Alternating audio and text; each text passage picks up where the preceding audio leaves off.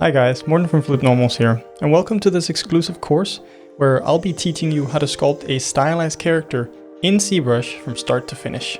You'll learn how to translate a stylized 2D character into 3D. There's a lot of design principles to keep in mind when doing a translation like this.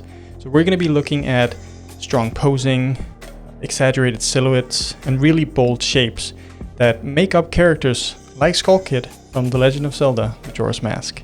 This is a 9-hour course with full narration throughout, skipping nothing and no time lapses. You'll be able to follow along at a normal working pace, just like how I work, giving you ample time to reflect and internalize on the many concepts that we'll cover throughout. I'll be teaching you my approach when it comes to planning, sculpting, and what to be conscious of during a translation like this. We're going to be looking at the negative spaces within the silhouette of the character to help us better determine how close we are to the original. By the end of this course, you'll have a solid grasp of the entire process, which will help you throughout your entire career. Because what you see on Sculpting can be applied to any character, any concept, or any design. So with all of that said, let's get started.